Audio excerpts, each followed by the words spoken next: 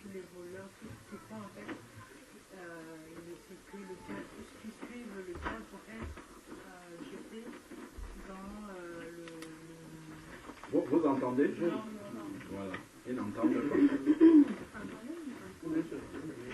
Donc je disais que ces derniers temps, il y a une préoccupation en fait, qui me trottine la tête et ça a du mal à sortir en fait à partir.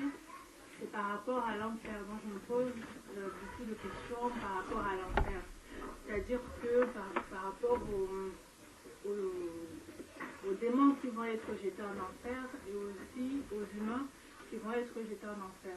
Dans la parole, il est écrit que tous ceux qui ont péché, donc qui ont fait la volonté du diable, en gros, vont le suivre dans le lac de soufre. Le lac de soufre, donc ils vont être jetés dans ce lac de soufre avec eux. Et donc je me disais, mais c'est dur quand même pour les humains parce que nous n'avons pas été créés pour souffrir dans ce lac de soufre. Et dans ma tête, je me dis, mais nous on a vécu quoi? Peut-être la personne elle a vécu peut-être 20 années sur Terre, ou bien seulement 30 ans sur Terre, et elle va avoir le même châtiment qu'auront les démons. C'est-à-dire les démons, alors que eux, les démons, ils ont vécu, je sais pas, plusieurs milliers d'années, ils ont fait plein de mauvaises choses, et nous, les humains, c'est les humains qui n'ont pas, en fait, qui n'ont pas suivi la parole du Seigneur. Tous ceux-là, ils sont venus, ils viennent sur terre et ils meurent. Et peut-être qu'ils ont souffert même pendant toute leur vie sur terre. Ils vont mourir et après ils vont encore aller souffrir en enfer en fait. Et donc je priais le Seigneur, je me disais, c'est vrai que tu es juste, mais c'est vraiment très dur ce châtiment-là pour les humains. Et j'avais, en fait ça me fait mal quoi, ça me fait du coup, j'avais de la peine. Et donc je me disais, est-ce que c'est possible, parce que comme il est miséricordieux, est-ce que c'est possible de fléchir les genoux pour lui demander pardon, de trouver notre solution pour pas que les humains aillent rôtir en enfer. C'est un peu ça ma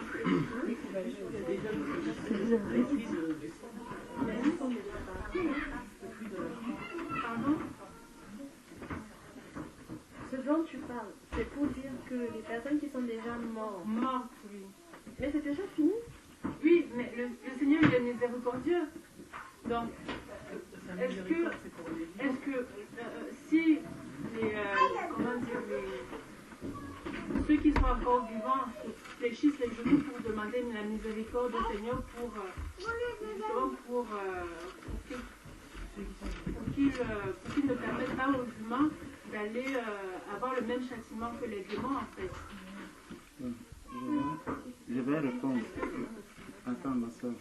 Tout à l'heure nous sommes en train de parler de la parole. Prends cette parole, voici ce qu'elle nous dit. Hébreux chapitre 9 verset 27. Quand je te parle là, j'ai déjà perdu beaucoup de personnes dans ma famille. La différence entre Dieu et nous les humains, c'est que nous agissons souvent avec le sentiment. Le sentiment n'est pas la justice. Et le sentiment n'est pas le vrai amour, n'est même pas l'amour. Tu peux avoir deux personnes qui dorment sur un même lit. Ces deux personnes sont supposées s'aimer. Mais quand tu regardes le cœur de la femme ou le cœur de l'homme, il suffit de retirer l'un et lui dire, est-ce que tu aimes réellement ta femme? Il va te dire, je l'aime, mais. Le mais là signifie qu'en réalité, devant Dieu, tu ne l'aimes pas. Tu vois? Dieu a aimé l'homme. Dans Jean 3, verset 16, il dit, il est dit, car Dieu a tant aimé le monde qu'il a donné son Fils, afin que quiconque croit en lui ne périsse point. Tu vois? Donc, l'amour de Dieu, c'est l'amour. Dieu te dit, je t'aime. Voici ce que tu dois faire. Tu comprends? Donc, Dieu a dit, Hébreux chapitre 9, verset 27, il est réservé aux hommes de mourir une seule fois, après quoi vient le jugement. Imagine donc, cette parole se trouve dans la Bible. Et puis, le catholique va dire à quelqu'un que non, quand tu vas mourir, il y a une salle d'attente qu'on appelle le purgatoire. Et là, on va continuer à prier pour toi pour que tu passes, tu subisses le châtiment à ce temps et après, tu passes maintenant au paradis. Prenons Ézéchiel, chapitre 18.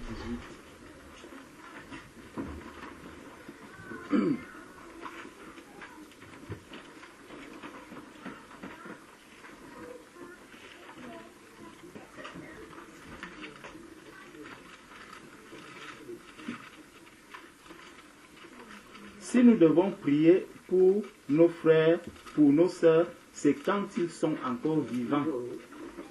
Ça, c'est le véritable amour.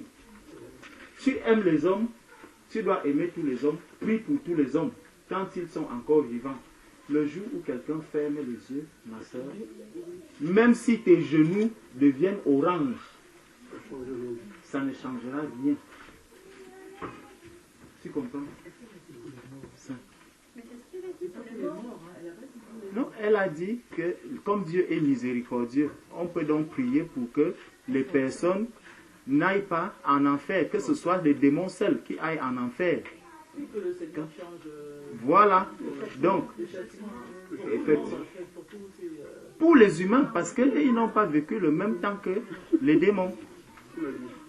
Quand tu lis, déjà même quand tu lis le livre de Genèse, tu vas voir qu'il y a des personnes qui ont vécu sur cette terre 800 ans, 900 ans. Moi, aujourd'hui, j'ai cette certitude que je n'atteindrai jamais 150 ans.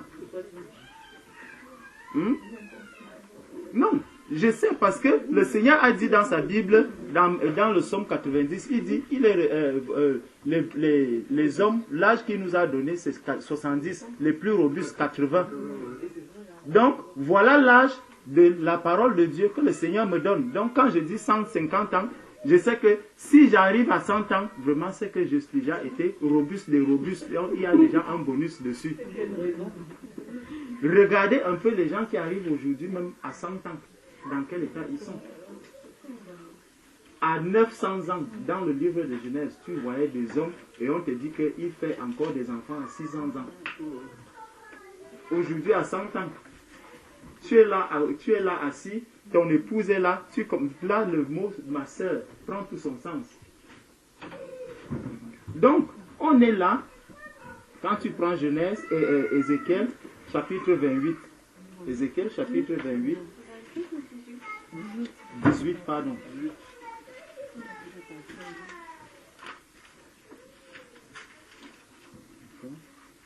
Voilà, Ézéchiel chapitre 18. Prenons à partir du verset 19. Vous dites, pourquoi le Fils ne porte-t-il pas l'iniquité de son Père? C'est que le Fils a agi selon la droiture et la justice. C'est qu'il a observé et mis en pratique toutes mes lois. La suite, c'est quoi? Toi-même dis la suite. L'homme qui a péché. Non. La fin de ce verset 19. Il a gardé tous mes statuts et les a pratiqués. Certainement, il vivra. Certainement, il vivra. Donc, tu vois donc que là, il y a quelque chose qui ressort. Quelqu'un arrive sur cette terre. Il cherche à faire la volonté de Dieu. Il suit le Seigneur. Quand tu parles à quelqu'un d'autre, tu lui parles de Jésus, il te dit, ton Jésus et toi, sortez de chez moi, allez-y. Si donc, lui, il a dit, je ne veux pas de Jésus, pourquoi tu veux le forcer à aller vers Jésus? Quelqu'un est conscient, il a toute sa quête. Tu lui parles de Jésus, il te dit, je t'ai dit, ma soeur, ne vient plus. Quand tu entres, quand tu traverses cette porte, tu laisses ton Jésus dehors, tu viens ici toute seule. À la fin, quand cette personne est décédée, là tu prends son corps, tu l'amènes chez Jésus. Est-ce que toi-même, vis-à-vis de cette personne, tu n'as pas de problème? Mais je sais pas ce que je demande. Hmm? C'est pas ce que je demande, c'est pas ma demande d'amener même tout le monde, tous ceux qui sont morts à Jésus, c'est pas ça. Quelle est la différence entre un démon et celui qui n'accepte pas Jésus? Quand Jésus a parlé à Pierre, lorsque Pierre lui a dit que tu n'iras pas à la croix, quel est le mot que Jésus a utilisé?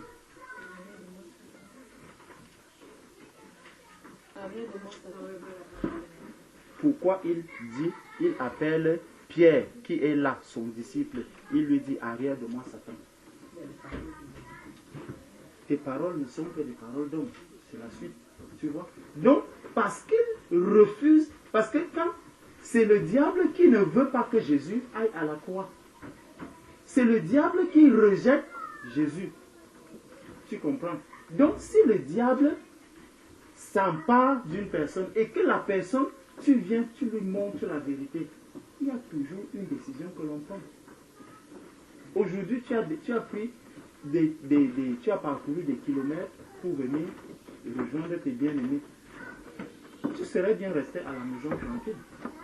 Tu vois? Ou aller voir même tes copines, ou aller rendre visite à un de tes collègues. Mais tu t'es dit que non, aujourd'hui, le Seigneur m'appelle à me retrouver avec mes frères et mes sœurs pour prier, pour le louer. Tu vois? C'est que chacun prend une décision par rapport à ce qu'il veut faire dans sa vie. Est-ce que tu comprends ça? Chacun prend une décision et le Seigneur respecte la décision de tout un chacun. Quand tu vois deux brigands qui sont à la croix, l'un dit, je reconnais que celui-ci, il est le Sauveur, aie pitié de moi. Dieu est miséricordieux. Le Seigneur Jésus lui dit, aujourd'hui même tu seras avec moi. L'autre a choisi d'être méchant jusqu'à la fin, jusqu'au moment où il rend l'âme. Jésus est là physiquement avec lui. À la fin, qu'est-ce que tu veux? Jésus va lui dire, il est quand même mort à la croix avec moi, je te reçois aussi. Quand lui-même va arriver, peut-être qu'il va dire, je t'ai dit, étant à la croix, que je ne veux pas de toi. Qui t'a dit que ces personnes ne veulent pas aller en enfer? Il y a des personnes qui te disent que moi, je préfère, j'aime.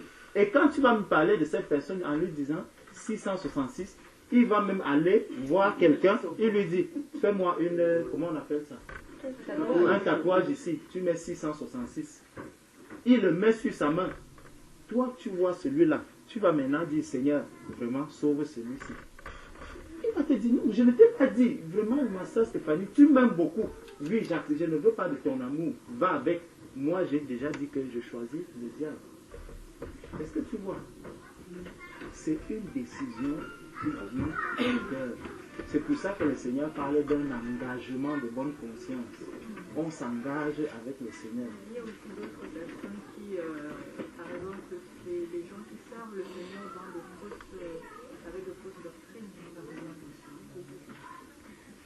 Dieu ne tient pas compte des temps d'ignorance. Si quelqu'un a vécu dans l'ignorance, meurt dans cette ignorance, ce verset-là, le Seigneur sait comment il va l'utiliser pour le jugement de cette personne. Est-ce que tu comprends? Dieu ne tient pas compte des temps d'ignorance, mais appelle tous les hommes à se repentir. Donc, si quelqu'un a vécu dans un milieu où il n'a pas entendu que moi, par exemple, j'ai grandi dans une dénomination. Pour moi, j'avais la Bible, je ne comprenais pas la Bible. Je lisais la Bible, je ne la comprenais pas. Mais quand le Seigneur voit une personne qui est née, supposons dans le désert, le Seigneur nous dit, la nature nous enseigne. Quelqu'un il naît dans le désert tout seul. Il n'a jamais reçu la Bible. Est-ce que tu penses qu'il aura le même jugement que toi? Non. Le Seigneur lui donne la possibilité de le servir et de le louer avec la connaissance qu'il reçoit de la nature. Toi, aujourd'hui, tu as tout. La nature est là, elle t'enseigne. de la même manière qu'elle va enseigner quelqu'un qui est né dans une forêt, qui n'a jamais reçu la Bible. En plus de cela, le Seigneur t'a donné la Bible, elle est écrite, elle est audio, elle est même sur la télé visuelle. Les gens ont même commencé à faire des dessins animés sur la Bible. Ils ont même commencé à faire tout. Il y a tout moyen possible pour que tu puisses connaître Jésus véritablement. Pour que toutes ces personnes-là puissent connaître Jésus véritablement. Mais elles disent, moi, je ne veux pas de tout cela. Est-ce que tu penses donc qu'entre celui-là qui a tout reçu, qui a eu tous les moyens possibles pour connaître le Seigneur, et celui qui était dans la forêt, qui était enseigné par la forêt, et qui à un moment s'est arrêté et dit vraiment, il y a quand même quelqu'un, il ne connaît pas son nom, hein.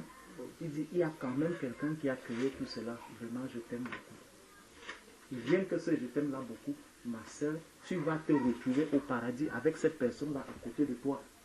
On ne lui a jamais parlé de la repentance, mais il a cherché à faire du bien. Il va même commencer à faire du bien même aux animaux qui sont là avec lui. Il va, parce que c'est à l'intérieur de nous. Il va commencer à faire du bien à toutes ces personnes. Le jour où il entend un chant d'oiseau, il va aussi commencer à dire, vraiment, celui qui a fait ces oiseaux, il ne connaît pas que c'est le Seigneur, mais pour lui, il dit seulement, celui qui a fait ces choses, celui qui a fabriqué ceci, vraiment, il est grand. Seulement cette adoration, elle est suprêmement importante devant le Seigneur. Mais nous avons tout ceci. Tu es là, quand tu regardes le soir, tu dis, j'ai beaucoup travaillé aujourd'hui, je dois quand même me reposer. Tu te couches, tu dors. Le juge du jugement, le Seigneur va te présenter cette personne. Il te présente aussi toi. Il dit, regarde comment lui m'adorait. Regarde ce que je lui ai donné. Dans la souffrance, dans la misère. Mais il m'a adoré. Regarde toi qui es là. Toutes les personnes qui étaient là. Non seulement tu as eu cette connaissance de la nature, tu as eu la Bible, tu as eu des frères autour de toi qui t'ont exhorté, tu as eu tout même sur YouTube des personnes qui venaient te donner encore d'autres enseignements. Et à la fin, tu me demandes de sauver, de ne pas envoyer ces personnes qui ne voulaient pas de moi au même endroit que tous les démons. Et il y a quelle différence entre eux? Aucune. Si tu veux sauver, si tu veux participer à ce combat-là, ma soeur, il faut prier pour que, tant que nous sommes encore vivants, nous puissions adorer et louer le Seigneur. Et là, à la fin, le juste jugement va s'abattre sur ces personnes. Il dit ici que, verset 20 d'Ézéchiel 18, il dit, l'âme qui pêche, c'est celle qui mourra. C'est sa parole.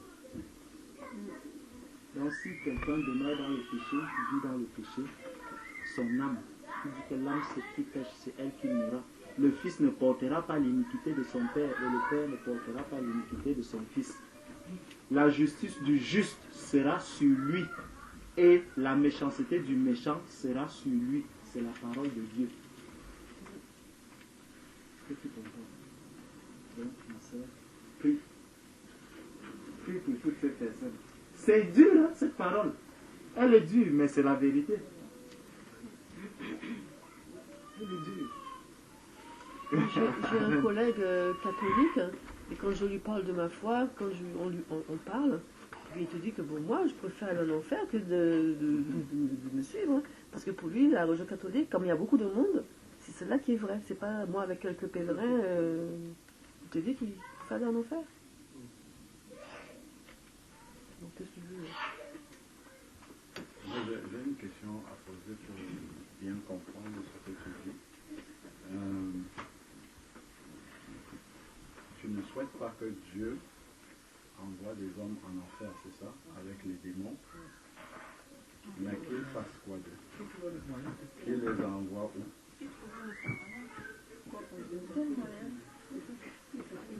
Par exemple, il peut les endormir.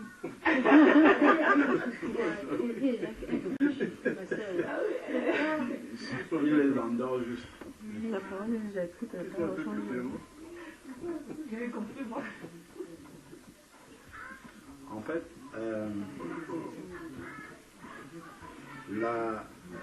Le problème qui est vraiment soulevé derrière n'est pas, à mon sens, celui du jugement. C'est une méconnaissance de la sainteté de Dieu.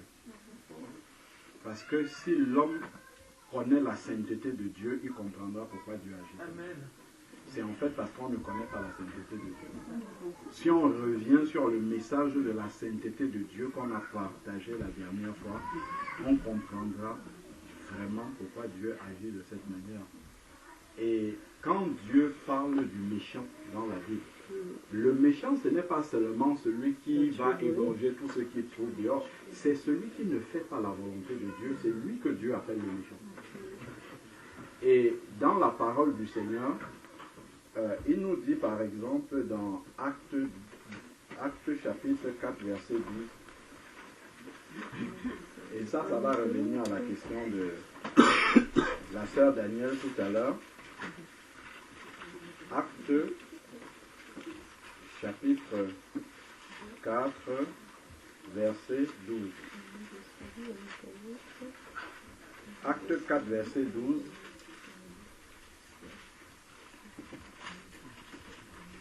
Il est dit le salut, c'est-à-dire être sauvé. Le salut, c'est le contraire d'être perdu.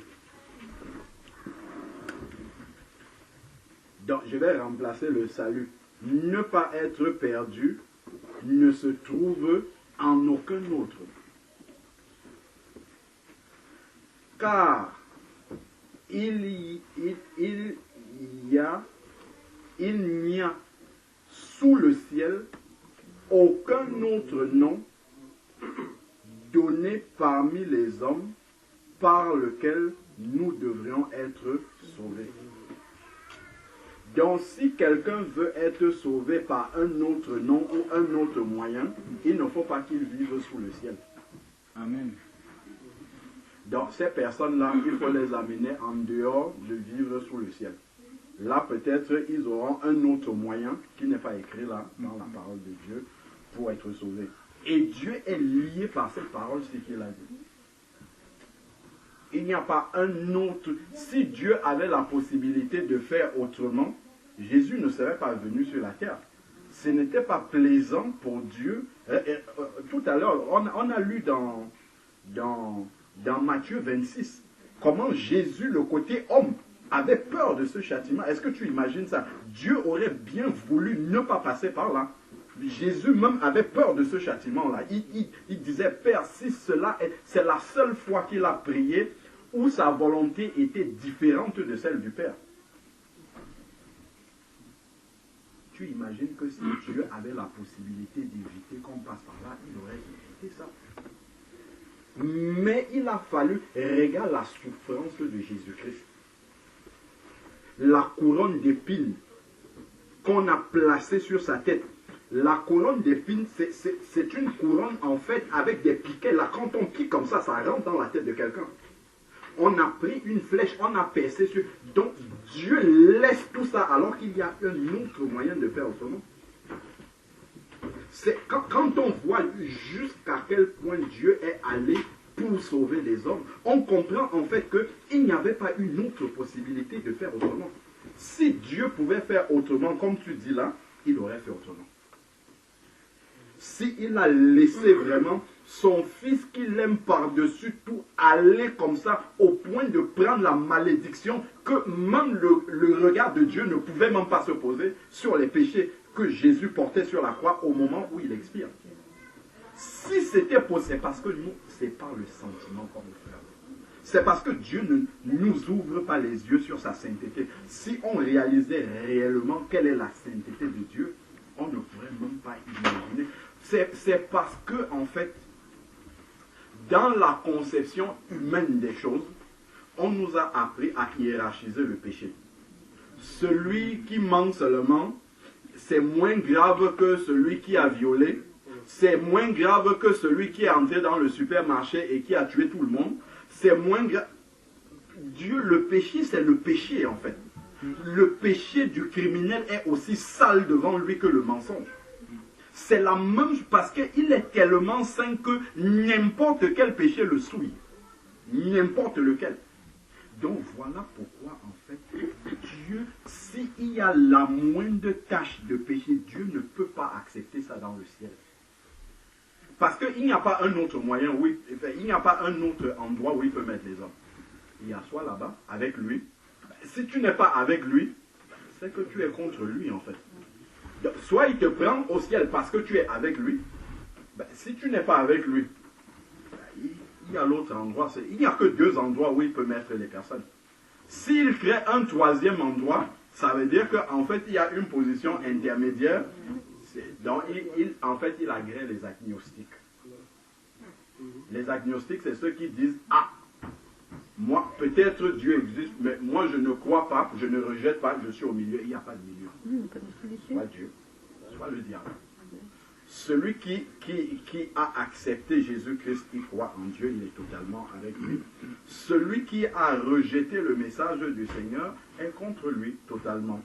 Et donc, il y a beaucoup de questions en fait qu'on se pose dont les réponses sont dans la Bible. Regardons par exemple dans Romains chapitre 3, verset 19.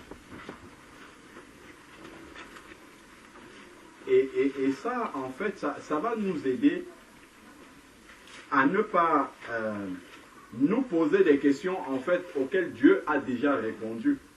Parce que Dieu est parfait et il est sage dans ce qu'il fait. Il n'y a aucune erreur en fait dans tout ce que Dieu a donné là dans sa parole, du début jusqu'à la fin. Dieu aurait pu même ne pas donner sa parole aux êtres. On meurt seulement et on est surpris de tout ce qui va arriver. Mais il a pris la peine de permettre que nous ayons tout ce livre-là qui nous révèle sa volonté, qui nous révèle comment il marche. Regardons Romains chapitre 3, verset 19. Il est dit, or, nous savons tout ce que dit la loi. Or, nous savons ce que dit tout la loi. Nous savons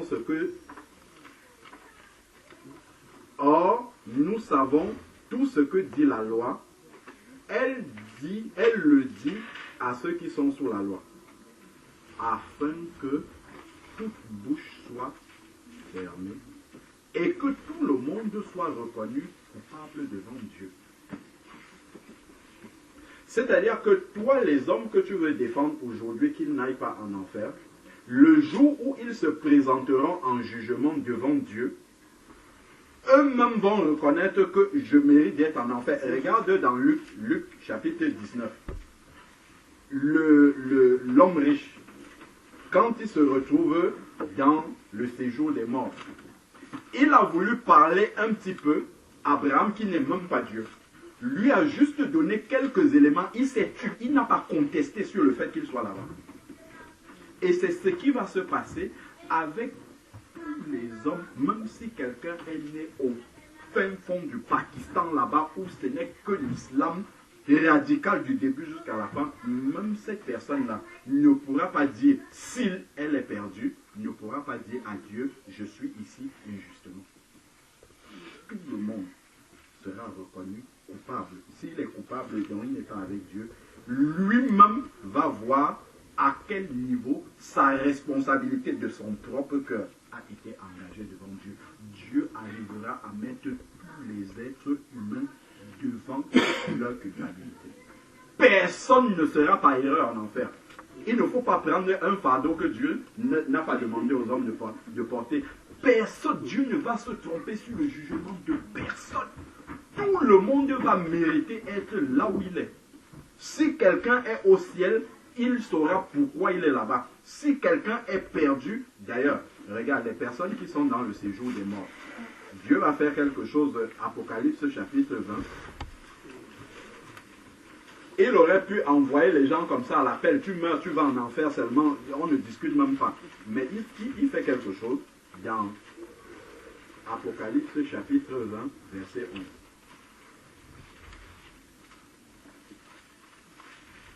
Apocalypse chapitre 20, verset 11. Il est dit, puis je vis un grand trône blanc.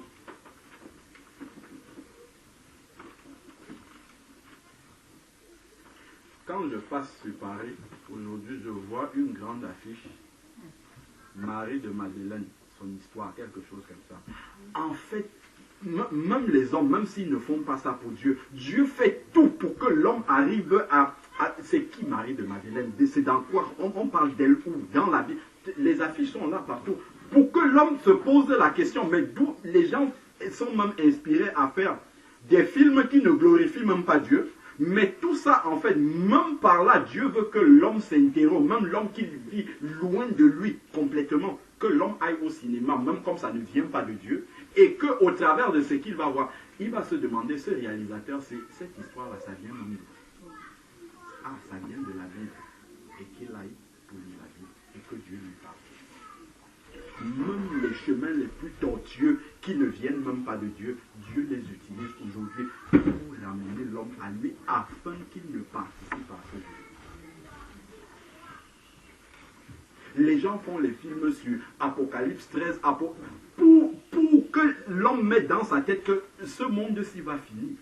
Même comme ce n'est pas pour la gloire de Dieu, hein. Mais pourquoi il y a des films sur d'autres sujets? Pourquoi les hommes font des films là-dessus?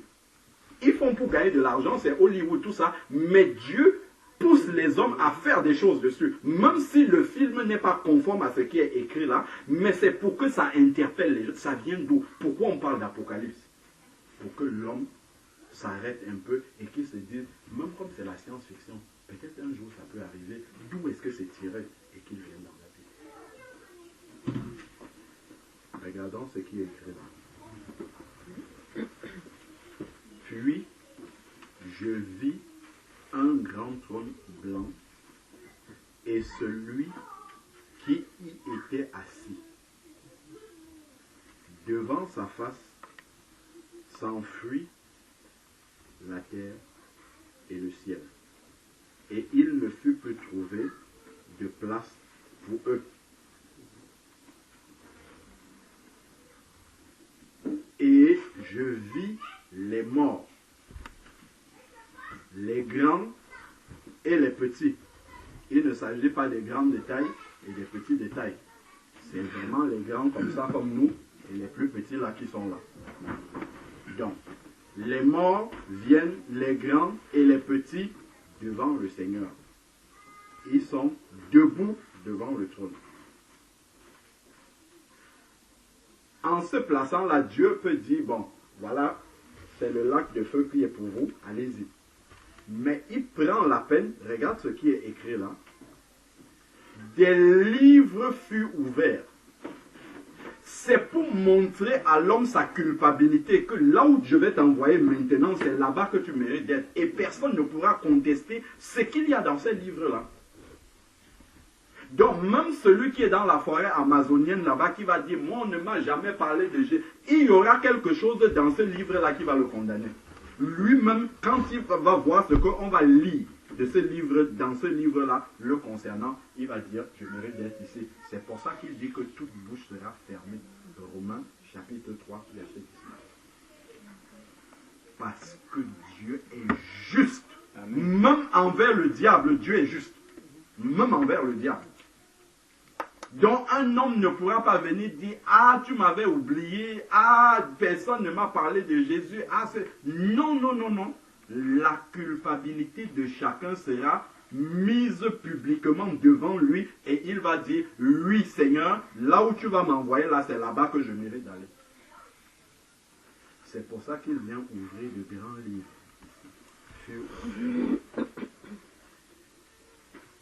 Et un autre livre fut ouvert, qui est le livre de vie. Les morts furent jugés arbitrairement, pas du tout. Ce n'est pas arbitrairement que Dieu le fait. Ce qui est écrit dans ces livres-là concerne chacun dans son contexte, dans son époque, dans son village où il a vécu. C'est des choses qui te concernent personne. On ne va pas dire, ah, famille, Tamga, on met toute votre famille. Et puis, non, c'est toi, Stéphanie, on va écrire des choses sur toi particulièrement. Toi, tu n'as peut-être pas vécu tout le temps au Cameroun avec ta famille. Après, tu as été en France. Après, tu as été là-bas, dans ton travail, partout ce qui concerne ta vie personnelle. C'est ça qui sera là-dedans. ton papa, ta maman, ce qui les concerne eux personnellement, ce qu'ils font dans la lumière, dans l'ombre, tout sera là-dedans. Donc personne, en fait, ne pourra dire devant Dieu, en fait, moi je suis ici en enfer avec les démons, c'est par erreur que je suis ici. Non, pas du tout. Ça ne sera pas par erreur, ça sera par justice. Et chacun va reconnaître que là où je suis, c'est juste. C'est là où je mérite d'être. Parce que sa responsabilité sera exposée. On peut mentir aux hommes, ah moi on m'a jamais parlé de Jésus, ah, mais devant Jésus en fait tu ne pourras pas le dire. Parce qu'il va te montrer à quel moment il a voulu se révéler à toi et tu lui as fermé la porte. Il va te le montrer. Simplement, ce n'est pas toujours avec les versets bibliques qu'on amène quelqu'un à Christ. Il va te montrer comment il t'attirait, comment devant ton prochain tu as tourné la face, il va te montrer, ah voilà ce qui est écrit dans ma parole, tu aimeras ton prochain comme toi, voici un de tes prochains de qui tu t'es détourné, terminé. Donc tu as révélé en fait que ma justice n'est pas dans ton cœur.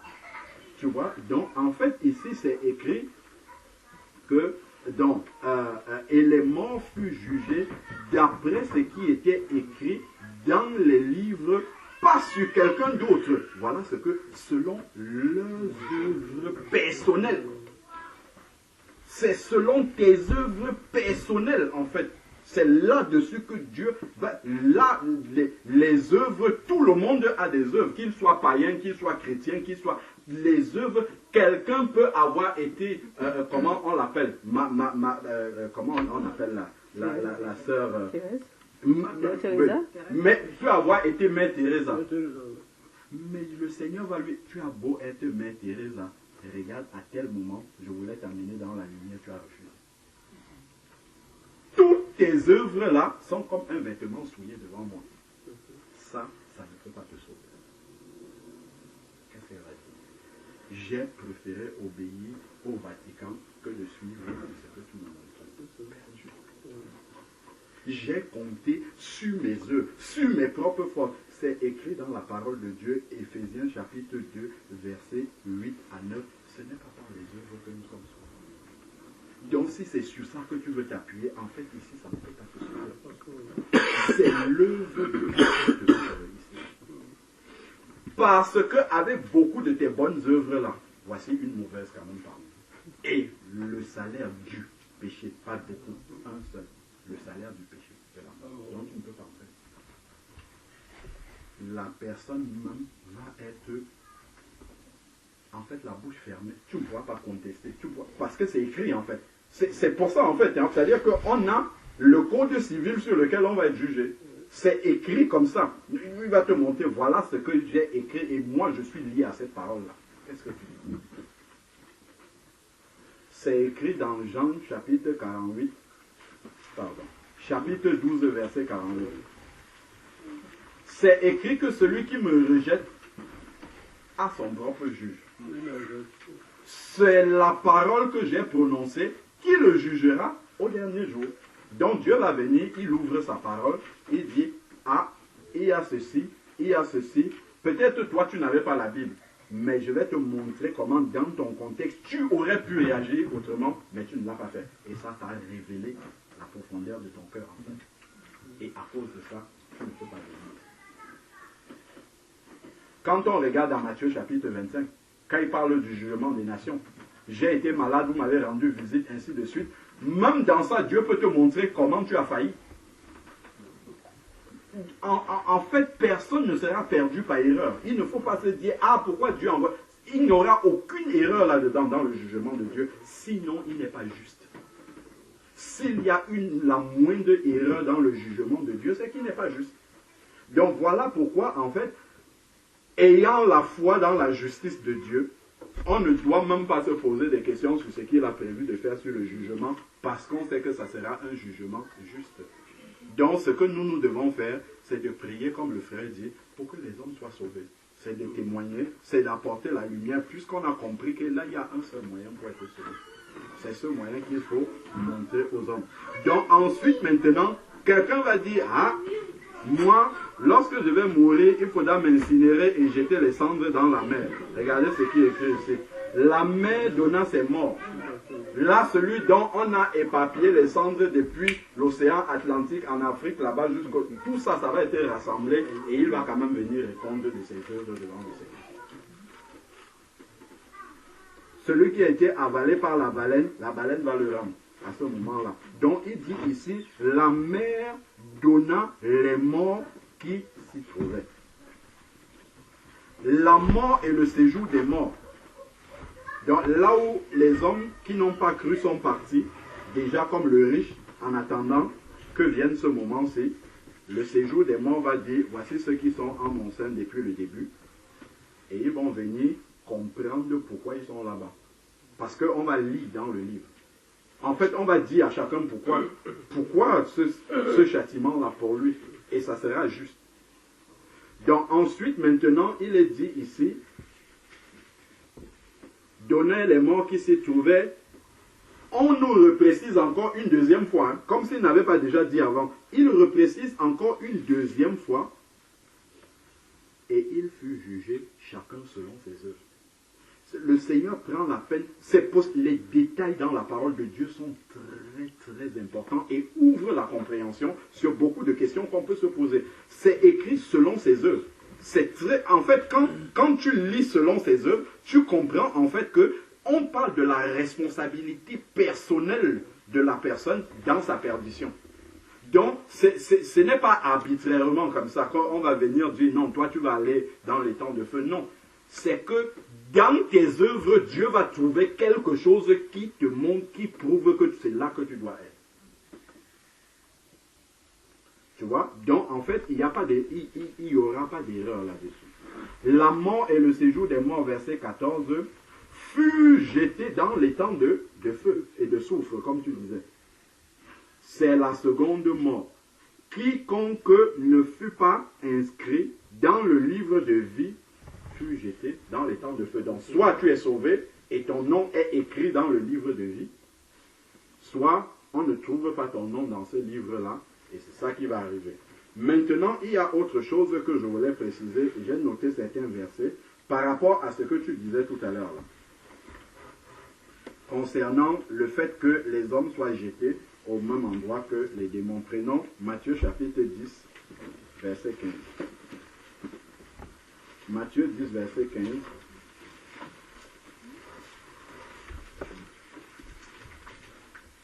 Matthieu chapitre 10, verset 15. Heureusement que ce n'est pas un être humain qui va faire le jugement. Parce que si c'était un être humain qui devait faire le jugement, il devait avoir tellement de sentiments que ça ne serait pas juste. Donc, Matthieu 10, verset 15 dit, on sait que Matthieu 10, en fait, c'est quand parle de l'évangélisation. Jésus avait envoyé ses disciples pour aller évangéliser. Je prends à partir du verset 11 pour qu'on comprenne bien. Dans quelque ville ou village que vous entriez, informez-vous s'il s'y trouve quelqu'un qui soit digne de vous recevoir et demeurez chez lui jusqu'à ce que vous partiez. En entrant dans cette maison-là, saluez-la. Et si la maison en est digne, que votre paix vienne sur elle. Mais si elle n'en est pas digne, que votre paix retourne avec vous. Lorsqu'on ne vous recevra pas et qu'on n'écoutera pas vos paroles, sortez de la maison, sortez de cette maison ou de cette ville et secouez la poussière de vos pieds. En vérité, je vous le dis, au jour du jugement, le pays de Sodome et Gomorrhe sera traité moins rigoureusement que cette ville-là. Ça nous montre qu'il y a une hiérarchie dans la perdition. Tout le monde est perdu, mais le sort des êtres humains, par exemple, ne sera pas le même que celui des démons, mais tous sont perdus. Mais on nous parle de certains qui seront jugés moins sévèrement que d'autres. Mais le châtiment éternel est toujours la perdition pour tout le monde. Mais il y aura une hiérarchie par rapport justement au motif pour lequel nous sommes là-bas.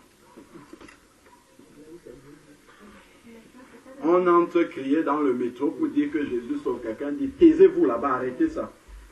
Cette parole qu'il vient de confesser là, le jour du jugement, on lui montre à l'écran, c'est terminé, c'est tout. Et il prend sa place dans les temps de feu. Tout simplement. Une fois. Sa responsabilité engagée. Dieu s'arrange à mettre chacun d'une manière ou d'une autre devant cette question-là de l'éternité et il fait son choix. En fait, à chaque fois, Dieu montrera à chacun à quel moment tu as fait le choix de te perdre, si tu es perdu. Donc, si nous prenons encore Matthieu 11, verset 22, juste après, Matthieu 11, verset 22, il est dit ici, je commence au verset 20 pour qu'on comprenne le contexte. Alors, c'est Jésus, il se mit à faire des repos sévères aux villes dans lesquelles avaient eu lieu la plupart des miracles. Les miracles que Dieu fait est un témoignage qui témoignera contre ces personnes-là. Quand les gens voient les hommes monter à la lune là-bas et se disent comment est-ce qu'on fait ça, ils doivent se poser des questions. Si quelqu'un se tait, il ne se pose pas des questions sur ces prouesses que les hommes font, ainsi de suite. Il voit le jour se succéder avec la nuit sans jamais tomber en panne. Il ne se pose pas des questions là-dessus. Ce sont des miracles en fait. Hein. Il n'y a jamais de panne. Tout ce que nous, qui touche la main, qui est fabriqué par la main de l'homme, les ordinateurs, la télé, tout ce gars, mais il n'y a jamais de panne là-dedans. L'homme qui ne se pose pas des questions là-dessus, Romains chapitre 1, nous dit qu'il est condamné déjà, il est condamnable s'il ne se pose pas de questions là-dessus.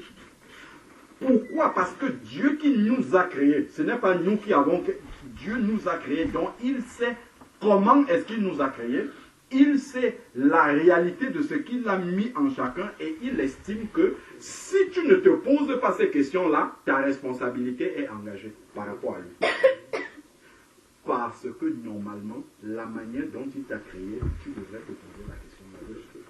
Donc si tu ne te poses pas cette question-là, en fait, tu as pris la décision déjà de le rejeter. C'est écrit, je peux le lire. Regardons dans Romains 1, on va revenir là-dessus. Romains chapitre 1, c'est ce qui est écrit. Romains chapitre 1.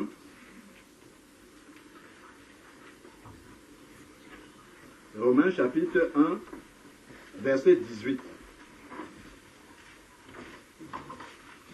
Romains chapitre 1, verset 18 dit, Romains 1, verset 18, la colère de Dieu se révèle du ciel contre toute impiété et toute injustice des hommes qui retiennent injustement la vérité captive. Car ce qu'on peut connaître de Dieu est manifeste pour eux, car Dieu le leur a manifesté. En effet, les perfections invisibles de Dieu, sa puissance éternelle et sa divinité se voient fort bien depuis la création du monde. Quand on les considère dans ces ouvrages, comme le ciel, la terre, le soleil, la lune, les étoiles, tout ce qu'il a créé là, ce sont des ouvrages de Dieu. Regardons le verset 21. Ils sont inexcusables puisque ayant connu Dieu, en fait, quand tu vois le ciel et la terre, tu dois connaître Dieu à partir de ça, même si tu ne l'appelles pas Dieu. C'est pour ça qu'il dit ayant connu Dieu, c'est-à-dire que quand l'homme voit ça, en fait, ça, c'est une révélation de Dieu devant lui. S'il ne reconnaît pas que ça, c'est le Créateur qui est au-dessus de nous tous, qui a fait cette chose-là. Regardons ce qui est écrit là. Ils sont inexcusables. Ça, c'est la justice de Dieu. Et seul Dieu sonde les cœurs et les reins. Nous ne pouvons pas connaître toute la profondeur du cœur d'un être humain. Mais Dieu, devant qui aucun cœur n'est caché, sait que ça, c'est suffisant pour que l'être humain se tourne vers lui. C'est largement suffisant. pour commencer à chercher Dieu à partir de là. Et Dieu va donc te guider jusqu'à ce que tu arrives à Jésus-Christ. Si l'homme commence même, et il y a des témoignages de quelqu'un, de plusieurs personnes musulmanes qui commencent à chercher Dieu, qui va même jusqu'à la Mecque, c'est devant la Kaaba que Jésus vient se révéler à lui. Est-ce que c'est difficile pour Dieu de le faire?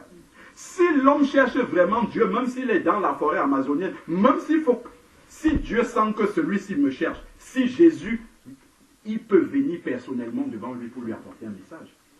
Ce n'est pas impossible, parce qu'il sait que celui-là le cherche. Moi, j'ai suivi un témoignage en Iran où Jésus est descendu dans un village pour prêcher à tout le village. Parce que les gens avaient soif de lui. Parce que Dieu voit que dans ces cœurs-là, ils sont sincères, ils le cherchent vraiment. Il va venir se révéler. Parce qu'il n'y a pas un homme qui peut leur apporter la parole. Lui-même, il va faire ce miracle de descendre et se révéler et leur dire, voici le chemin. Comment ça s'était passé? En fait, c'était une association qui allait avant dans les pays de l'Est pour amener des Bibles. Donc après, mais normalement les Bibles n'entrent pas dans ces pays-là. Bon, après la chute du mur de Berlin, les Bibles pouvaient aller. Ils ont décidé d'amener des Bibles en Iran. Ils sont sur le chemin et après, il y a une forte pluie et puis le camion s'est embourbé dans la boue et puis ils ont été bloqués là. Et là, ils entendent sur la porte du camion qu'on dit ça y est, nous sommes morts. Parce qu'ils se disaient que c'était des policiers qui les avaient suivis et qui savaient le contenu de ce qu'ils avaient dans le camion. Et puis là, ils voient deux personnes qui leur disent où sont les livres. Comment ça? Où sont les livres? Donc ils disaient, en plus, ils savent même qu'on a les livres, donc là c'est terminé. Et puis ces hommes-là leur disent, nous on habite le village qui est là-haut, au-dessus de la montagne. Et il y a un homme qui est descendu, il nous a prêché la parole à tout le village. Et au moment où il devait partir, on lui a demandé, qu'est-ce que nous devons faire? Il a dit, dans 8 jours, il y a des gens qui vont venir ici avec des livres, lisez ce qui est là-dedans, et vous allez comprendre ce qu'il faut faire. C'est le Seigneur lui-même qui est descendu pour faire ça. Ce sont des musulmans en Iran qui témoignent de ça. Est-ce que c'est impossible? Si le cœur de l'être humain cherche vraiment Dieu, Dieu se révélera. Il le dit dans sa parole. Il se révèle à celui qui le cherche. Et la première chose par laquelle il parle, c'est la nature. Donc si quelqu'un voit la nature, c'est suffisant pour lui pour commencer à se poser des questions, à s'interroger. Et là, Dieu va venir. S'il faut qu'il vienne par des sondes, on a notre sœur qui nous a dit qu'elle priait Allah sur sa natte, le sang de Jésus est tombé dessus. C'est impossible pour Dieu de le faire. Non, ce n'est pas impossible. En fait, c'est parce que l'homme tourne le cœur à Dieu. C'est pour ça qu'il sera condamné. La responsabilité personnelle de l'homme sera engagée par rapport à son châtiment éternel. Si Dieu pouvait l'envoyer ailleurs, c'est ça qu'il devrait faire. Avec beaucoup, avec beaucoup de joie de ne pas l'envoyer là-bas. Ils sont inexcusables, c'est ce qui est écrit dans Romains.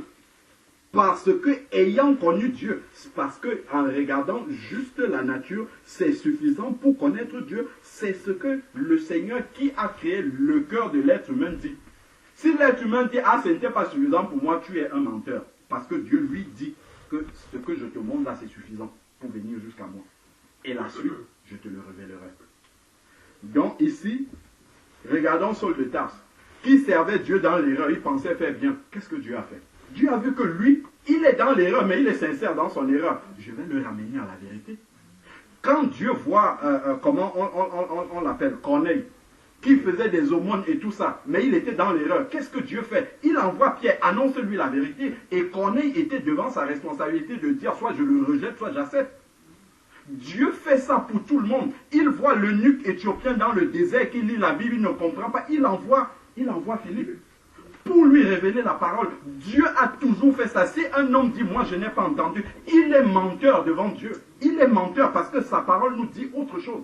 On a beaucoup d'exemples comme ça dans la Bible où on voit des gens qui cherchaient Dieu à tâtons, qui se trompaient, et Dieu a envoyé des personnes pour les ramener sur le chemin.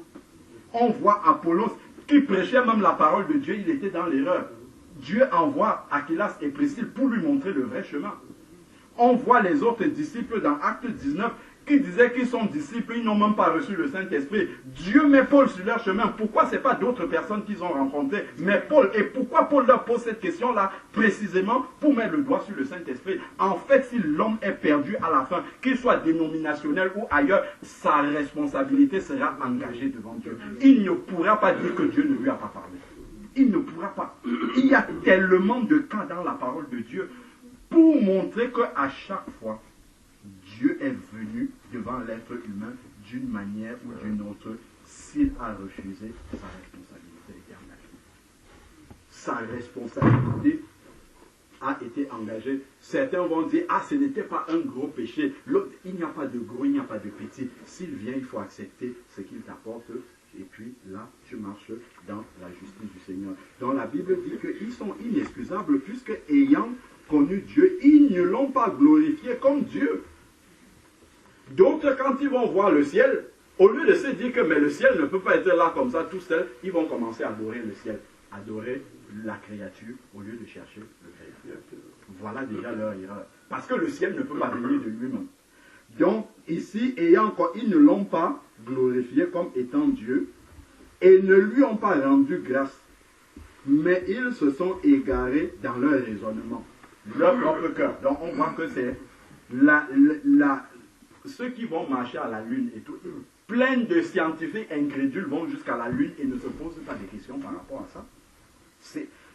En fait, ça montre vraiment la dureté du cœur de l'être humain parce que l'homme est tellement fier de lui en fait. Il veut comprendre les choses par lui-même. Il ne veut pas céder la place à ce Dieu créateur-là de lui dire si tu existes, toi qui as tout créé, il y a des choses que je ne comprends pas, explique-moi. Que l'homme reconnaisse humblement sa place et Dieu va se révéler à lui. C'est justement parce que l'homme a un cœur qui n'est pas humble. Il ne veut pas s'abaisser devant le Créateur. Ça déjà c'est un péché devant Dieu. C'est un péché qui est condamnable en fait, puisque le salaire du péché c'est la mort.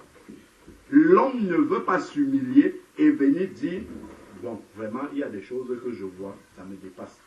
Pourquoi ici là, quand il fait jour, ici, je ne sais pas, dans l'hémisphère sud là-bas, il fait nuit. Pourquoi c'est comme ça? Pourquoi c'est pas autrement? Ainsi de suite. Mais l'homme veut expliquer, et puis en fait, tout le passage là répond à cette question. Donc, j'en étais juste à la hiérarchie. Donc, on était dans Matthieu 11, verset 22, qui nous montre encore qu'il y aura une hiérarchie dans le jugement. Alors il se mit à faire des reproches sévères aux villes dans lesquelles la plupart des miracles avaient été faits. Donc, et on expliquait pourquoi les miracles, en fait, sont une prédication. Et on a un miracle qui se fait là tous les jours. Le jour se succède à la nuit. Tous les jours, c'est un miracle, en fait. Et ce miracle-là témoignera contre les hommes le jour du jugement. Le verset en atteste. Alors, parce qu'elles ne se sont pas repenties. Malheur à toi, Chorazim, malheur à toi, Bethsaïda, car si les miracles faits au milieu de vous avaient été faits à Tyr et à Sidon, il y a longtemps, qu'elles se seraient repenties avec le sac et la cendre. Verset 22, c'est pourquoi je vous le dis, au jour du jugement, Tyr et Sidon seront traités moins rigoureusement que vous. Donc ça, c'est un autre verset qui nous montre qu'il y en a, tout le monde qui est coupable sera jugé, mais certains moins sévèrement que d'autres. Dans les êtres humains, selon ce qu'ils ont fait, probablement ne seront pas traités de la même façon que les démons. Ils seront tous perdus quand même, mais ne seront pas traités de la même façon. Donc Dieu, même dans la perdition, il est juste. Chacun aura le salaire de ce qu'il mérite. Par contre, on ne peut pas être sauvé comme ça par erreur aussi. Non. Si tu es sauvé, il y a une raison pour laquelle tu es sauvé. Donc, vraiment, il y a encore plein d'autres versets qui le montrent. Ça, en fait, c'est pour nous ramener simplement à la justice de Dieu. Justice et sainteté. Dieu est saint, il ne peut pas admettre le péché dans sa présence. Donc si ces hommes-là, dont nous parlions là tout à l'heure, ne vont pas en enfer, ils ne peuvent pas aller au paradis non plus. Donc Dieu n'a pas parlé d'un autre endroit. C'est qu'il faudrait qu'il complète la Bible. Or, il a dit déjà à la fin de l'Apocalypse que là, après la révélation, là c'est terminé, il n'y a plus rien. Tout est là déjà, on ne peut rien rajouter, on ne peut rien retrancher. S'il a parlé de l'enfer, il a dit, Jésus a plus parlé, j'avais pris une fois, je l'avais dit une fois dans une prédication quand j'étais encore à l'Assemblée, que Jésus a parlé plus de l'enfer que du ciel. Il y a une sœur ancienne témoin de Jéhovah qui m'a demandé, montre-moi ça dans la Bible. J'ai noté tous les versets où Jésus parle de l'enfer. Il a beaucoup plus parlé de l'enfer que du ciel. Pour prévenir les êtres humains. Il y a un endroit où il ne faut pas aller. Donc ça voudrait dire que tous les versets qui concernent l'enfer, il faut les enlever depuis la Genèse jusqu'à l'Apocalypse. Tous les versets qui parlent de la perdition, il faut les enlever tous du début jusqu'à la fin. En fait, c'est une nouvelle Bible qu'il faut qu'il nous donne. Donc, si nous faisons une telle prière devant le Seigneur, autant lui dire, Seigneur, change-nous la vie. Parce que, en fait, cette prière que tu dis là, ça remet en question le plan de salut de Dieu complètement. Ça remet en question la justice de Dieu. Il ne faudrait plus qu'il soit juste. Il faut qu'il soit partial. Pourquoi Dieu va être plus juste envers les hommes qu'envers les démons? C'est la même justice pour tout le monde, même envers les anges. Les anges qui ont péché seront, c'est même d'ailleurs eux qu'on appelle les démons, il y a d'autres anges qui n'ont pas péché, qui ont gardé leur rang. Et la Bible nous dit que les hommes jugeront ces anges-là. Donc, en fait, la justice de Dieu, elle est pareille pour tout le monde. Anges, démons, Satan, êtres humains, c'est pour tout le monde la même. Et c'est déjà écrit ici. Et cette parole-ci ne peut plus changer. Voilà pourquoi le Seigneur nous demande de prier selon sa volonté. Parce que ta prière serait hors de la volonté de Dieu. Et une prière qui est en dehors de la volonté de Dieu, nous dit le livre des Proverbes, c'est une abomination devant lui. Donc, nous devons simplement faire confiance à Dieu, chanter et glorifier son nom, même si ça nous fait mal, et dire tes jugements sont justes. C'est à ça que David est arrivé dans les psaumes, hein? De lui dire que tes jugements sont justes. Mais, le Seigneur dit de faire attention à ce mot-là. Mais, tout ce qui vient après le mais, il faut faire très attention. J'ai compris. Le truc qui me préoccupe en fait, C'est que dans sa parole aussi, il avait posé certains jugements. Et lorsque des prophètes, des serviteurs, ont prêché la parole et que les gens ont prié pour que ce jugement ne s'applique pas, parfois il n'a pas appliqué ce jugement-là. Ça c'est vrai. Donc, même, ce que je me suis dit, c'est que, est-ce que même s'il a dit dans sa parole, il a écrit dans sa parole, mais si en tant que nous, serviteurs du Seigneur, qu'on lui pose, parce que moi, ma prière que j'ai faite, je lui ai demandé, est-ce qu'il n'est pas possible de trouver autre chose pour punir justement les hommes. Selon la parole de Dieu, il n'est pas possible. La seule solution, c'est de prier pour que tous parviennent à la repentance. Il n'y a pas une troisième solution. S'il y avait une troisième solution, Jésus n'aurait même pas besoin de venir. En fait, ta prière n'est pas conforme à la parole de Dieu. Parce que Dieu n'a pas laissé une troisième solution. S'il y avait une troisième solution, on aurait prié pour éventuellement, c'est mieux pour l'homme d'aller auprès de Dieu, bon, au pire des cas, s'il n'y va pas, on aurait prié, comme les témoins de Jéhovah disent. Hein. Ils disent que ceux qui croient en Dieu vont hériter la terre, et puis les autres vont simplement s'éteindre. En gros, c'est ça. Hein. Moi, j'ai déjà discuté avec un témoin de Jéhovah dans la rue. C'est ce qu'il m'a dit. Il m'a dit simplement que, bon, ça sera comme s'ils sont écrasés, et puis, bon, voilà, il n'y a pas d'enfer. Alors que c'est écrit clairement dans la Bible que la fumée montera au siècle des siècles de ceux qui sont en enfer. C'est écrit clairement. Jésus a parlé de la géhenne beaucoup de fois dans la parole de Dieu. Donc, en fait, nous devons prier. Et d'ailleurs, Dieu même regarde dans 2 Pierre. Regarde ce que Dieu fait. Et il n'est pas obligé de faire ça, en plus. Regardons ce que Dieu fait dans 2 Pierre, chapitre 3. C'est là on voit vraiment que Dieu est miséricordieux depuis qu'on prêche sur le retour de Jésus. Est-ce que ça empêche Jésus de descendre à l'heure si maintenant? Qu'est-ce qui empêche le Seigneur de descendre? Il peut dire, ceux qui ont déjà cru là, ils sont nombreux, c'est bon, je viens les prendre. Pourquoi il ne vient pas?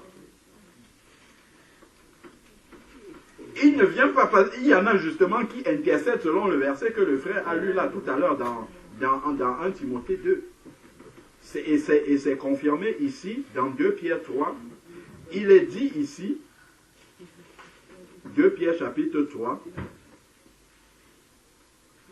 nous pouvons prendre, pour bien comprendre, on peut même prendre à partir du verset 1. Il dit, voici bien-aimés, la seconde lettre que je vous écris, en tout 2, 1 Pierre et 2 Pierre. Je fais appel à des souvenirs pour éveiller en vous une claire intelligence, afin que vous vous souveniez des prédictions des saints prophètes et du commandement du Seigneur et Sauveur transmis à vos, par vos apôtres. Sachant que dans les derniers jours viendront des moqueurs pleins de railleries qui marcheront selon leur propre convoitise. Un jour, j'étais avec un collègue. Je lui parlais de l'enlèvement, je raconte. Il écoute, il était intéressé, Après, il me regarde comme ça, il dit, Alain Patrick, un vrai film de fiction. Ces gens-là, vraiment, je ne sais pas comment tu peux croire un truc comme ça. C'est ce qui est écrit là. Hein. Ils viendront des moqueurs. Pour lui, en fait, c'est de la fiction. Il dit, mais c'est surréaliste ce que tu es en train de raconter. Ça, c'est en fait parce que le cœur de l'homme ne veut pas être humble. Et de dire, il y a des choses qui me dépassent. Il y a des choses qui me dépassent que je ne comprends pas. Et je dois faire confiance au Créateur. Donc ensuite, ici, viendront des moqueurs. Je parle justement de ces moqueurs-là. Pleins de railleries et marcheront pas selon la convoitise de quelqu'un d'autre, selon leur propre convoitise, parce qu'ils veulent tout expliquer et tout comprendre dans la société là où nous sommes. C'est ça qui crée la moquerie en fait. Quand tu leur parles de la simplicité de l'évangile, du salut en Jésus-Christ, c'est la convoitise dont on parle, c'est parce qu'ils sont avides de connaissances. Ils veulent comprendre comment est-ce que c'est possible. Et comme il n'y a pas de réponse, la foi en fait et le raisonnement, c'est pas la même chose du tout. La foi, c'est la ferme assurance des choses qu'on espère et la démonstration de celles qu'on ne voit pas. Si on commence à voir, si on commence à expliquer rationnellement, c'est terminé, on sort du terrain de la foi. Et c'est justement pour amener l'homme à l'humilité que Dieu a fait cela. Pour que l'homme ne se glorifie pas et quoi qu'il comprenne. Donc voilà ce qui crée la moquerie et c'est selon leur convoitise. Donc, selon leur propre convoitise, diront où est la promesse de son avènement. Car depuis les pères sont morts, donc ceux qui ont commencé à parler de ça, et tout demeure comme depuis le commencement de la création. Donc les hommes, ils vont, ils montent, ils descendent. Dans 6 mois, je vais faire ça. Dans 2 ans, je vais faire ceci. Ils ne savent pas qu'ils peuvent traverser la route, la terminer pour eux. Ils ne savent pas que la Bible dit qu'il ne restera pas pierre sur pierre qui ne soit détruite. Un jour, le Seigneur va renverser tout ce que nous voyons là, et ça sera terminé. Donc, en effet, ils oublient, ce n'est pas par erreur. Regarde ce qui est écrit volontairement. Ça, c'est la responsabilité de l'homme. ils oublient volontairement.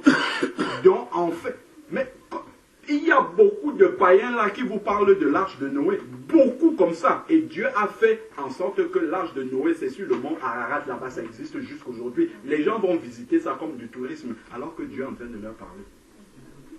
Que ce n'est pas de la fiction, c'est quelque chose qui existait. L'arche de Noé existe. Donc ici, le Seigneur dit bien, ils oublient volontairement. Ils ont décidé de ne pas croire. Ils ont décidé de rejeter ça. Ils oublient volontairement qu'il y a eu autrefois, regardez les dessins animés de la Bible, des enfants. Je regarde un peu,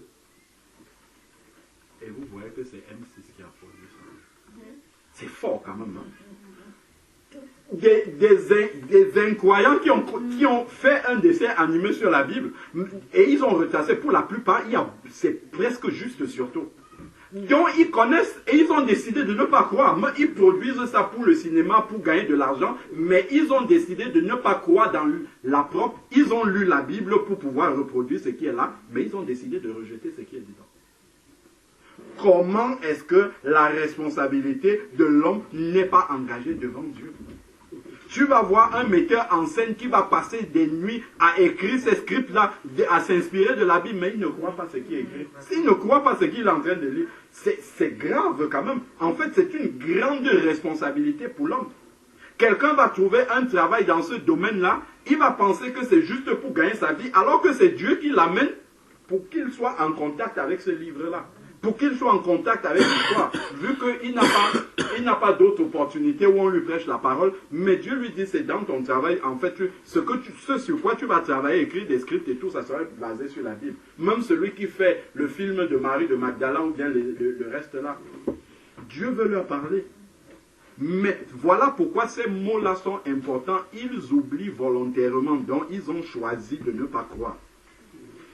Ils oublient volontairement qu'il y eut autrefois des cieux et une terre qui, du milieu de l'eau, est formée par l'eau, surgit à la parole de Dieu. Les hommes oublient cela volontairement. Et que par les mêmes causes, le monde d'alors périt submergé par l'eau. Je parlais de l'arche de Noé et du déluge. Mais par la même parole, les cieux et la terre d'actuel sont gardés en réserve pour le feu. Donc le ciel et la terre actuelle sont gardés pour le feu. Ça va arriver parce que Dieu a déjà écrit que ça va être comme ça. En vue du jour du jugement et la perdition des impies. C'est écrit là. Si on prie d'une autre façon, en fait, nous prions contre la volonté de Dieu. C'est écrit que la terre-ci va passer par le jugement et la perdition des impies.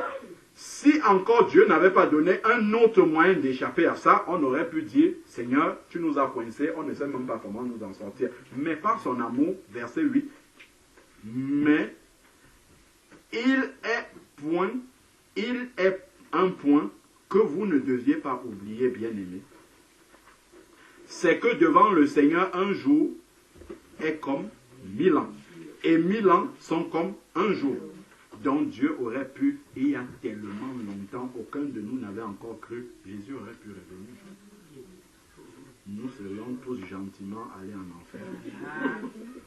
Personne ne pouvait discuter parmi nous que sa place n'était pas là-bas. Il y a tellement de raisons pour lesquelles nous pourrions être là-bas que quand Dieu devait même commencer à citer, on dit pardon Seigneur, arrête. La première que tu as, c'est largement suffisant, j'ai compris, je mérite d'être ici. Dieu a attendu. Regarde, le Seigneur ne tarde pas dans l'accomplissement de sa promesse, comme quelques-uns le pensent. On pense que Jésus ne revient pas parce qu'il ne peut pas revenir. Il use de patience pour que nous continuions à prier. Mais il viendra un jour où cela va s'arrêter. C'est écrit dans Romains chapitre 11, où Paul dit que quand le dernier païen sera entré, alors là, tout Israël sera sauvé. Ça sera le retour physique de Jésus. Donc, il y aura un terme à cela. Donc, le Seigneur ne tarde pas dans l'accomplissement de sa promesse, comme quelques-uns le pensent. Il use de patience, ne voulant qu'aucun ne périsse. Ça, c'est la volonté de Dieu. Il aurait pu revenir depuis longtemps, ou bien permettre que, quand un Chaldéen sort là, au lieu de tuer 3 personnes seulement dans le supermarché, il arrose toute la ville de Carcassonne, il finit avec toute cette ville-là. Un autre vient à Paris, il finit avec tout. Dieu pouvait faire ça. Mais il retient encore ça pour que ça soit limité. Que ça soit ça, pour que les gens entendent encore la parole. Pour qu'ils aient le temps de revenir à la repentance. Que quelqu'un ne dise pas que non, le Seigneur ne m'a pas laissé suffisamment de temps. Il dit, il use de patience afin qu'aucun ne périsse. Ça, c'est la volonté de Dieu. Dieu, c'est le même verset qu'on a lu tout à l'heure, où Dieu veut que tous les hommes soient sauvés. Ça, c'est la volonté du Seigneur. C'est que tous les hommes soient sauvés. Donc maintenant, si quelqu'un n'est pas sauvé, il ne peut pas dire que je suis perdu parce que Dieu ne voulait pas que je sois sauvé. Puisque c'est écrit ici, Dieu veut que tous les hommes, sans exception, soient sauvés. Donc si quelqu'un n'est pas sauvé, il avait volontairement en haut là-bas, c'est qu'il a choisi, je ne peux pas être sauvé. Il a choisi un autre chemin. Il ne veut qu'aucun ne périsse, mais il veut que tous arrivent à la repentance, sans laquelle personne ne peut être sauvé. S'il retient les jugements, ce n'est pas juste pour que les hommes restent là, ils vivent comme ils ont envie de mourir, comme ils ont envie de vivre et après ils meurent. Non, c'est pour qu'ils arrivent à la repentance pour être sauvés, parce que c'est le seul moyen pour être sauvés. Il n'y en a pas un autre. Vu qu'il n'y a pas un troisième endroit, c'est soit le ciel, soit l'enfer, il n'y a pas un troisième endroit. Donc, la seule possibilité pour les hommes, c'est de se repentir et d'aller au ciel. Pendant qu'ils sont encore vivants. Parce qu'après, c'est trop tard. Donc, Dieu, lui, il a déjà exaucé ta prière en retardant les jugements. C'est la seule chose qu'il peut faire. Donner plus de temps aux hommes et leur parler plus par plusieurs moyens. Regardez Internet, versets, on prêche la parole de Dieu. WhatsApp maintenant, même dans les villages, les gens ont ça, les messages sur Dieu circulent. En fait, plus les gens restent même dans ce monde, plus il y aura des motifs à leur décharge pour qu'ils soient perdus. Ils auront moins d'excuses. Plus ils restent dans ce monde. Parce que Dieu augmente les canaux par lesquels ils peuvent entendre la parole de Dieu. Et tout ça joue contre eux. Hein. Regardons ce que Jésus a dit là. Si les miracles qui ont été faits dans ta ville avaient été faits à Sodome et Gomorrhe, ils se seraient peut-être repentis. Donc en fait, plus le Seigneur multiplie les canaux par lesquels les hommes peuvent accéder à sa parole, mais plus il y aura des motifs pour qu'ils soient condamnés sévèrement, en fait. Parce qu'ils n'auront aucun motif pour dire, même si tu vas en Afghanistan, là, il y a la parabole, il y a tellement de choses par lesquelles les hommes peuvent accéder. Je me rappelle d'une sœur qui est même au milieu de nous sur le forum, qui est... elle est arabe, je ne sais plus si c'est Tunisie ou quoi. Elle m'a dit en fait que voilà comment elle s'est convertie au Seigneur. Toute petite, il y a une association qui venait livrer des calendriers chez eux. C'était une association où dans les calendriers qu'ils livraient, il y avait un verset biblique là, dedans. Ses parents étaient analphabètes. Alors les parents prenaient dans le calendrier, ils ne savaient pas ce qui était dedans, ses parents musulmans. Et donc elle, quand elle a commencé à lire avec ses petits frères et sœurs, ils se discutaient à lire le verset qui est là-dedans. C'est comme ça que son cœur s'est approché du Seigneur et elle a commencé à chercher Dieu en cachette, en fait. Donc on voit en fait que par ce témoignage-là, c'est un parmi des millions d'exemples pour montrer que dès qu'un cœur commence à chercher le Seigneur trouve un moyen pour l'amener. Pourquoi seulement dans cette famille-là, le Seigneur permet que les parents soient analphabètes, donc on ne peut même pas bloquer l'enfant. L'enfant lit et ce sont des calendriers. Pourquoi ce ne sont pas des calendriers avec d'autres choses qu'on est venu, des calendriers sur lesquels il y a un petit verset biblique tous les mois là-dessus. Et elle, quand elle lisait ces versets bibliques-là, ça l'amenait à chercher Dieu, jusqu'à ce qu'elle rencontre le véritable Sauveur. Donc, il faut prier pour que les hommes parviennent à la repentance. C'est ça le résumé. Il faut prier pour que les hommes parviennent à la repentance et témoigner aux hommes qu'il n'y a que ce chemin-là. Il n'y en a pas un autre. Je me rappelle d'un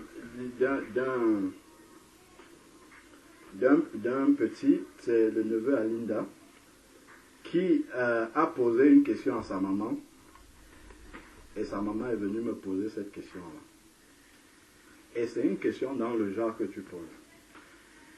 La réflexion du petit, il dit, au lieu que vous tous les chrétiens, vous priez pour chasser le diable partout, est-ce que ce n'est pas plus simple que tous les chrétiens s'unissent dans la prière et prient pour que le diable se convertisse? Comme ça, il n'y aura plus personne à chasser.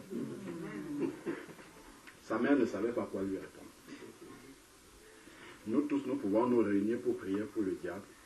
Il ne changera jamais. Et Dieu nous l'a déjà dit avant. Donc, ça sera une perte de temps de faire ça parce qu'il ne changera jamais. C'est parce qu'il ne changera jamais que son châtiment est déjà écrit d'avance. Parce que Dieu sait que son orgueil, qui avait commencé dès le début, demeurera jusqu'à la fin. Donc, on ne peut même pas perdre du temps là-dessus. Donc, de la même manière, cette troisième possibilité-là, si c'était possible, Dieu aurait mis déjà cette troisième possibilité-là dans la parole et chacun choisirait où il va au ciel, où il va en enfer, où il va au milieu. Mais il n'y a pas de milieu. Est-ce que tu comprends? Je comprends mieux. Gloire à Dieu. Excusez-moi, je voulais partager quelque chose que le Seigneur m'avait mis à cœur ce matin quand je faisais la vaisselle. D'abord, je voulais lire quelques passages avant d'en arriver à là. Alors, c'est dans Jacques 2, c'est à partir du verset 14. Jacques 2.